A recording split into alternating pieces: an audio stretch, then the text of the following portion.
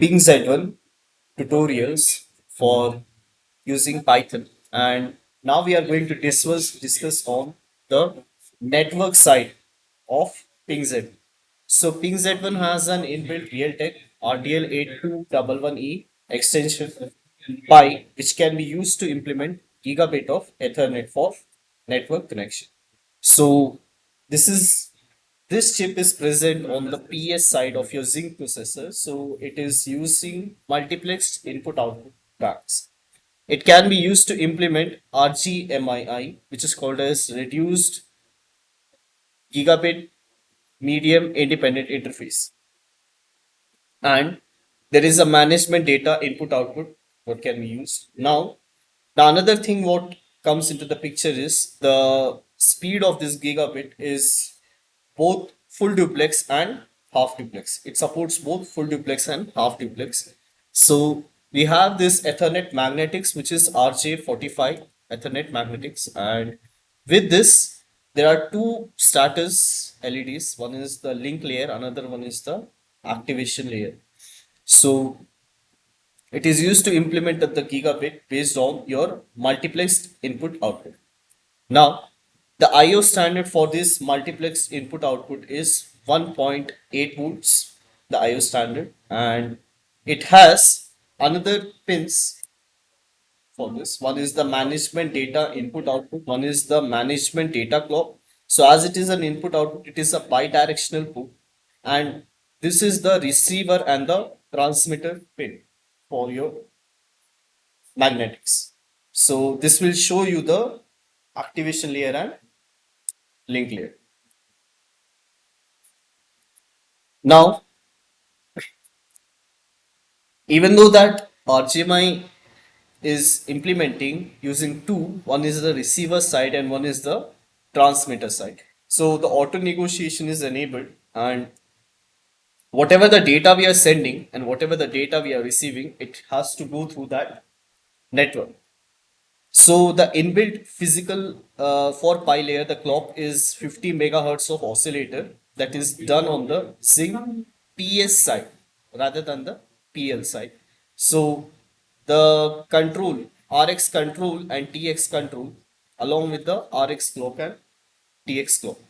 So there is the data where you are sending the data, another way you are receiving your data.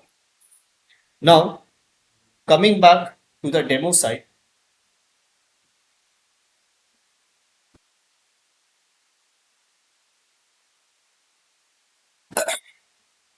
this is the ping board which is connected to a router switch.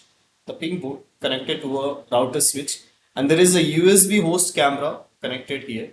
And with this connected camera, we are just streaming the live 1920 and 1080p of active resolution. So there is a sender client and there is a receiver on another end. So these camera stream is coming on forms of packets. So we have used a Python script for both transmitter and receiver, and USB host. This will be the sender or the client which is sending to the router switch, and the another end is receiving it out on this. Now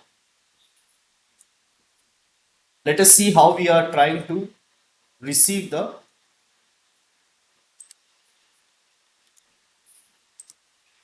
camera stream. So this is where my host is receiving. It is waiting for this ping connection. This is the IP address 192.168.29.120. So this is the code. I'm using the libraries of socket. First is the socket and CV2 structure and numpy. The host is the width and the active resolution is set as 1920 and 1080p. So this is the receiver side. This is host is receiving from your network, and the expected size is multiplied with this channel. Now using the server, the socket, we are trying to receive the stream we are binding it based on the host listen, and we are listening the based on the server. So waiting for ping connection, this is even printed on your terminal. The first string it will print is waiting for ping connection. So once it is connected, if it is true, it is starting to receive the frame size. It is going to receive the frame size, and it is starting.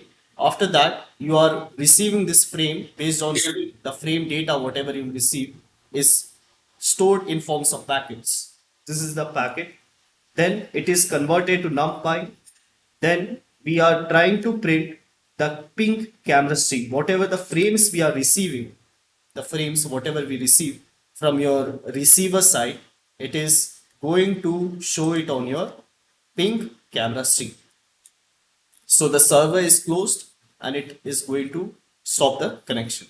So this is the point of where the host is received, and once that is running, you are going to receive your data output. Now, how am I going to send these camera streams before I go to the receive? So it is just a very basic code, socket, structure, and numpy is used. So based on the socket, we are going to receive the frames and we are going to store it and we are going to display it on real time, the ping camera stream. Coming to the client side, how you can send this data on your.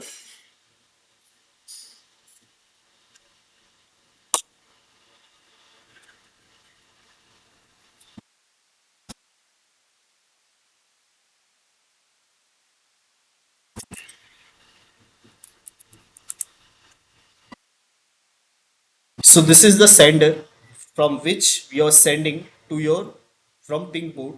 So this is the Jupyter terminal book. So the ping 9090 is the entry point from which you are getting inside the terminal.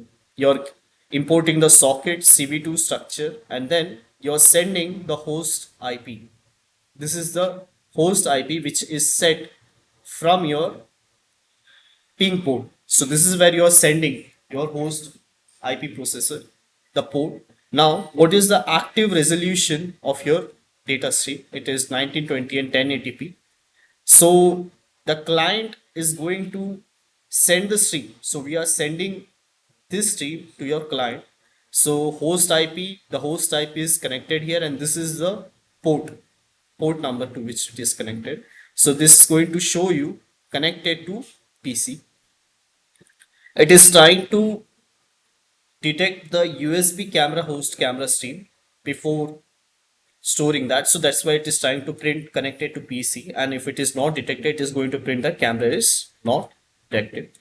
Then it is going to read your frames, it is going to resize, and it is going to convert it into frames, frame to bytes. Then you are going to send it to your client. Now, whatever the length of data, whatever you are sending all your data to your client, and then you are closing the client connection. So this is the easiest way of performing, and what you can say is video processing can be done by this network interface. So as it is going through this, we are trying to use this chip. This is the chip. So using the management data input output clock, the transmitter clock and the receiver clock, along with the transmitter control and receiver control, there has to be an auto negotiation which has to be enabled from both ends in order to establish a full duplex connection between your FPGA and your IC. So your IC Realtek RTL 8211 is the chip where you are enabling the IP address, and through that IP address you are sending it to the host IP, and that router is sending it back to your PC, and through that you can connect it to or connect to your own network using RGMII interface. So thank you everyone.